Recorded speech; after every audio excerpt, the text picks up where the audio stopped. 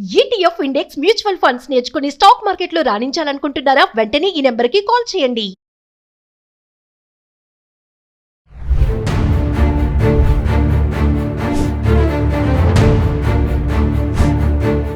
నమస్తే, welcome back to Suman TV. ప్రస్తుతం మనతో పాటు ఉన్నారు ఫ్యామిలీ కౌన్సిలర్ రజనీ రమ్మ గారు. నమస్తే మ్యామ్. నమస్తే నవీన.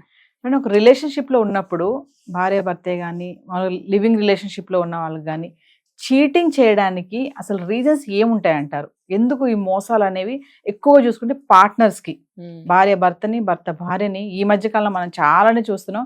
చీటింగ్ పక్కన పెడితే స్కెచ్ వేసి చంపేస్తున్నారు కూడా. అసలు ఏముంటాయి, కారణాలు ఏముంటాయి అంటారు? ఇప్పుడు సిటీలో ఉన్న వాళ్ళైనా సరే, టౌన్స్ నుంచి పట్టణాలకు వచ్చిన వాళ్ళైనా సరే, ఏమవుతుందంటే అది భార్యాభర్తలే కావచ్చు, లేకపోతే ఎవరన్నా ఒక ఇద్దరు లివింగ్ రిలేషన్షిప్లో ఉండొచ్చు, లేకపోతే లవ్లో ఉండొచ్చు. వీళ్ళు అంటే వన్ ఆఫ్ ద రీజన్స్ నేను చెప్తున్నా, వీళ్ళు సడన్గా సిటీ వైపుకి వచ్చారు అనుకోండి, అప్పటి వరకు బాగానే ఉంటారు, వాళ్ళతోటి అంతా బాగానే ఉంటుంది. ఏదైనా ట్రాన్స్ఫర్ అయ్యి రావచ్చు, లేకపోతే పని పని మీద కొంతకాలం ఉండాల్సి రావచ్చు సిటీల్లో. అలాంటప్పుడు ఏమవుతుందంటే వీళ్ళకి సిటీలో కనిపించేటువంటి కొత్త కొత్త విషయాలన్నీ కూడా పాతవి మరుగున పడేలా చేస్తుంది. అట్రాక్షన్స్ ఏంటంటే కొత్తదనం బాగా నచ్చుతుంది వీళ్ళకి. నచ్చడం వల్ల వాళ్ళ స్టైలే కానీ, వాళ్ళ మాటలే కానీ, వాళ్ళ పోకడే కానీ, ఏదైనా సరే. ఇంకోటి ఏంటంటే చెప్పాను కదా, కొత్తదనం ఇంటి దగ్గర ఉంది ఓకే భార్య, ఇది ఒక కొత్తదనం. ఎందుకంటే ఇక్కడంతా వాళ్ళ కళ్ళకి మెరుపులుగా కనిపిస్తుందేమో, అందుకని చెప్పి ఆ ఇంటి దగ్గరది కొంచెం పాతగా అనిపిస్తుంది ఆ వ్యక్తి ఎవరైనా సరే. కాబట్టి ఆ కొత్తదనం కోసం వీళ్ళు కొత్త వాటికి అలవాటు పడటం. ఒక అలవాట్లే కావచ్చు, ఒక వేరే అబ్బాయితో కానీ అమ్మాయితో కానీ, ఇందులో అబ్బాయి అవ్వచ్చు అమ్మాయి అవ్వచ్చు, ఎక్కువగా అమ్మాయిలు చేస్తున్నారండి ఇది. మరి అమ్మాయిలను ఏమని చెప్పుకోవాలి? కాబట్టి కొత్త విషయాలని చూడడం వల్ల అవి పాతవి నచ్చటం లేదు. అంటే అప్పటి వరకు వాళ్ళు చెప్పుకున్న మాటలు కానీ, చేసుకున్న భాషలు కానీ, మరి కమిట్మెంట్స్ కానీ ఇవన్నీ గుర్తుకు రావా అంటే గుర్తుకు రాకపోవచ్చు. కొత్తదనం కావాలి. మళ్ళీ కొత్తదనంలో వాళ్ళకి ఏంటంటే ఒక వాళ్ళల్లో నుంచి ఏదైనా ఎక్స్పెక్టేషన్స్ ఉంటే వాళ్ళకి రీచ్ అవుతూ ఉండొచ్చు. ఈ రీజన్స్ వల్ల వాళ్ళు మోసం చేస్తూ ఉంటారు. ఇంకొకటి ఏంటంటే వీళ్ళు చిన్నతనం నుంచి ఇష్టపడుతున్నారు అనుకోండి ఎవరినన్నా, కొంతకాలం తర్వాత ఆ మైండ్ మారుతుంది. చిన్నతనం అంటే ఇంత వయసు అని కాదు. ఫర్ ఎగ్జాంపుల్ ఏ డిగ్రీలోనో లేదా ఇంటర్మీడియట్లోనో లవ్లో ఉన్నారు. కొంతకాలం తర్వాత అంతా చదువుకుని జాబ్ చేసుకుని సెటిల్ అవుదాం అనుకున్నప్పుడు ఈ జర్నీలో ఏమవుతుందంటే వాళ్ళ మైండ్ మారిపోవచ్చు. ఆలోచనలు ఎప్పుడు కూడా ఒకేలా ఉండవు. వయసు మారే కొద్దీ ఆలోచనలు కూడా మారుతాయి. తర్వాత పరిస్థితులను బట్టి కూడా ఆలోచనలు మారుతూ ఉంటాయి. కాబట్టి ఈ చిన్నప్పుడు నుంచి ఉన్నటువంటి అభిప్రాయాలు కానీ, ఆ అభిమానాలు కానీ మారుతాయి. తర్వాత వాళ్ళల్లో నచ్చిన విషయాలు ఇప్పుడు నచ్చకపోవచ్చు. అంటే దీన్ని మనం చెప్పాలంటే ఇంగ్లీష్లో పప్పీలో అంటారు. పప్పీలో అంటే చిన్న వయసులో ఉన్నప్పుడు పుట్టినటువంటి ప్రేమ అది పెద్ద అయ్యే వరకు కంటిన్యూ అవ్వకపోవచ్చు. అభిప్రాయాలు మారుతాయి, అభిరుచులు మారుతాయి, వ్యక్తులు నచ్చకపోవడం అనేది జరుగుతుంది. దీనివల్ల కూడా వదిలేస్తారు.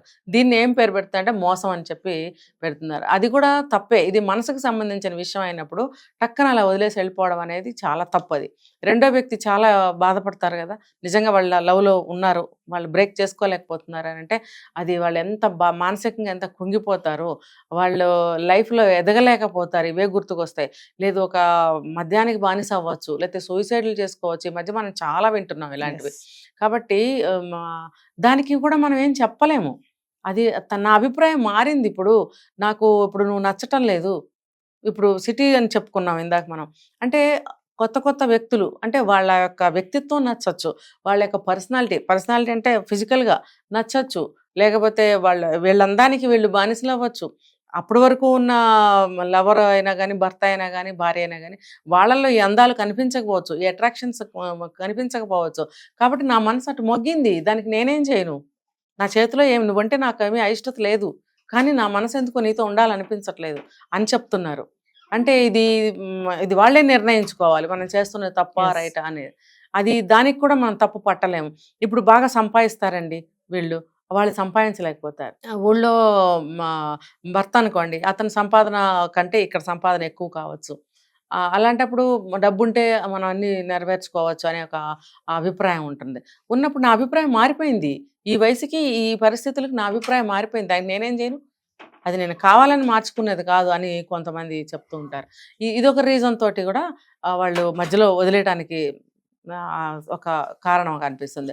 ఇంకొకటి ఏంటంటే వీళ్ళు భర్తలు ఉంటారనుకోండి, భార్యలు కానీ, వాళ్ళు వేధింపులు చేస్తూ ఉంటారు కొంతమంది ఇళ్లలో. వేధింపులు చేసినప్పుడు ఎప్పుడెప్పుడు వదిలిపోదామా అనిపిస్తూ ఉంటుంది. ఎస్. భార్యతోటి భర్త, భర్తతోటి భార్య అన్యోన్యంగా సంతోషంగా ఉన్న దాంట్లోనే అడ్జస్ట్ అవుతూ సుఖంగా సంసారం చేసుకునే వాళ్ళు ఎంతమంది ఉన్నారు. ప్రతిదానికి వేధించుకోవడం, ప్రతిదానికి సాధించుకోవడము. రీజన్ ఒక్కటి కాదు, అనేకమైనటువంటి కారణాలు. కుటుంబంలో ఆర్థిక సమస్యలు కావచ్చు, పిల్లలు సరిగ్గా చదవకపోవటం వల్ల కావచ్చు. ఇది నీదే తప్పు అని భార్యని భర్త కానీ, భర్తని భార్య కానీ ఎవరు కూడా సాధించుకోవాల్సిన అవసరం లేదు. అలాగే భార్యని వేధిస్తూ ఉంటారు కొంతమంది, భర్తల్ని కూడా వేధిస్తూ ఉంటారు, అది తేలేదు ఇది తేలేదు అని. మరి ఈ వేధింపుల వల్ల కూడా కొంతమంది భర్తల్ని భార్యలు, భార్యలు భర్తలు వదిలేయటం కానీ, ఆత్మహత్యలు చేసుకోవడం కానీ, ఇవి కూడా మనం చాలా చూస్తున్నాం కదా. ఇదొక రీజన్ వదిలేయటానికి ఇన్ ద సెన్స్ మనం మోసం అని చెప్పుకుంటున్నాం కదా. అంటే మధ్యలో వదిలేయటాన్ని మోసం అని చెప్పుకుంటున్నాం. వదిలేసి వేరే వాళ్ళని చూసుకుంటున్నారు. ఇది కూడా ఒక రకమైనటువంటి, అంటే వేధింపుల వల్ల ఇలాగ విడిపోతే దాన్ని మోసం అని చెప్పుకోలేము. కానీ దానికి కూడా ఒక కౌన్సిలింగ్ తీసుకుని ఇద్దరు కూర్చుని మాట్లాడుకుని, ఇలాంటి సమస్య మన ఇద్దరి మధ్యన వస్తుంది కాబట్టి మనం దీన్ని సరి చేసుకుందాం, ఇన్ని సంవత్సరాల మన దాంపత్య జీవితాన్ని ఎందుకు మనం కట్ చేసుకోవాలని ఒక సమన్వయంగా మాట్లాడుకుని ఒక నిర్ణయం తీసుకున్నట్టయితే అది ఎవరి నుంచి విడిపోవాల్సిన అవసరం లేదు. ఇక్కడ మోసం అనేదాన్ని మనం ఖండించవచ్చు. మోసం చేసుకోకుండా ఉండడానికి ఇక్కడ అవకాశం ఉంది. కేవలం వేధింపులు అయితే కనుక మనిషి మారితే సరిపోతుంది కదా. ఆ ప్రయత్నం ఎంతమంది చేస్తున్నారు? చేయకపోగా ఆత్మహత్యలు చేసుకోవడం, హత్యలు చేసుకోవడం, వదిలిపోవడం, ఇంకొకళ్ళని ఉంచుకోవడం, రకరకాలు జరుగుతున్నాయి. ఇది ఒక కారణము. తర్వాత ఏంటంటే ఒక కార్లు, డబ్బులు ఇవన్నీ చూసి లగ్జరీ. ఇప్పుడు ఏమవుతుందంటే, ఫర్ ఎగ్జాంపుల్ బాగా డబ్బున్న వ్యక్తులు ఉంటారండి కొంతమంది మగాళ్ళు. వాళ్ళు ఏం చేస్తారు, ఒక అందమైన అమ్మాయి మన పక్కన ఉంటే మన స్టేటస్కి బ్రహ్మాండంగా ఉంటుంది.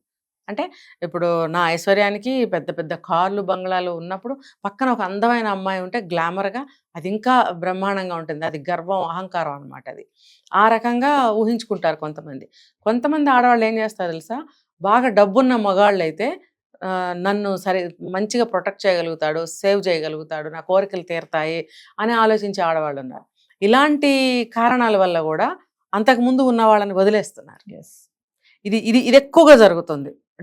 డబ్బు వెనక పడి రిలేషన్ని కట్ చేసుకునే వాళ్ళు ఎక్కువగా కనిపిస్తున్నారు.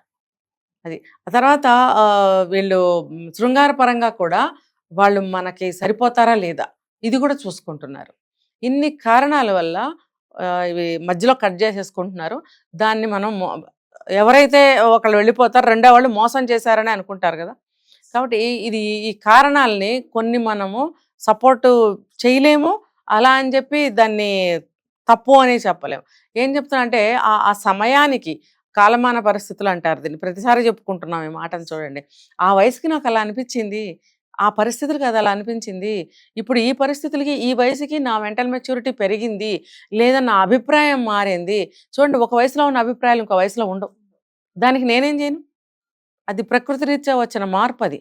కాబట్టి దానికి నేనేం చేయలేను, సారీ, నువ్వంటే నాకేం అయిష్టత లేదు, కోపం లేదు అని చెప్పి విడిపోతున్నారు. లేదు, నేను నీతో కూడా కంటిన్యూ చేస్తాను, ఇది ఎక్కడ న్యాయం? నీతో కూడా కంటిన్యూ చేస్తానంటే అది ఎంతవరకు? అంటే మీకు ఒక విలువ అనేది లేదా ఆ విషయం పట్ల, అది అర్థం చేసుకోవాలి. మీకు మనసు ఎటుపోతే అటు మీ అభిప్రాయం ప్రకారం పోతారా అట్లా? యువతల వ్యక్తి పరిస్థితి ఏంటి? మిమ్మల్ని నమ్ముకుని మిమ్మల్ని ఇష్టపడి మీ మీదే ప్రాణం పెట్టుకుని మీతోనే ఫ్యూచర్ ప్లాన్స్ కలలు కన్న వ్యక్తి జీవితం, ఆయన కలలు ఏమైపోవాలి? కాబట్టి ఎవరిని ఈ కారణాలతో విడిపోకండి, కట్ చేయకండి, మోసం అనేది చేయకండి. మీకు ఏం కావాలో అది ఇద్దరు మాట్లాడుకుని దానికోసం ప్రయత్నాలు చేయండి. ప్రయత్నిస్తే జరగంది రాంది అంటూ ఏమీ ఉండదు. ఇలా చేయటం వల్ల ఎంతోమంది చూడండి బయట హత్యలు చేసేస్తున్నారు, నన్ను ప్రేమించవా, లేకపోతే నాకు లవ్ ఫెయిల్యూర్ అయిందని చెప్పి ఆత్మహత్య చేసుకోవడం, పిల్లలుంటే పిల్లల్ని చంపేసేయడం, భార్య ఎవరితోనే లేచిపోయిందని. అంటే ఎందుకు ఆ అమ్మాయి అభిప్రాయం మారింది, అది మీరు రీచ్ అవ్వడానికి ప్రయత్నించండి కొంచెమన్నా. సినిమా కాదు రీల్ ఇలా తిప్పేస్తే ఐశ్వర్యవంతుడు అయిపోవడానికి అని ఆడవాళ్ళు కూడా ఆలోచించాలి, అలాగే అలాంటి పనులు చేసే మగవాళ్ళు కూడా ఆలోచించాలి. ఇది సినిమా కాదు కదా రీల్ తిప్పితే మారిపోవడానికి, ఇది జీవితం.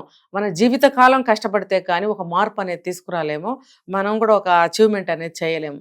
ఇవి స్ట్రాంగ్గా ఆలోచించుకోవాలి, మెచ్యూరిటీని పెంచుకోవాలి. అప్పుడు ఈ సమస్యలన్నీ పోతాయి. మోసం అనేది చేసుకోకండి, చేసుకోకూడదు. చేయకుండా ఉండడానికి తగినటువంటి మీరు మైండ్ని ప్రిపేర్డ్గా ఉంచుకోండి.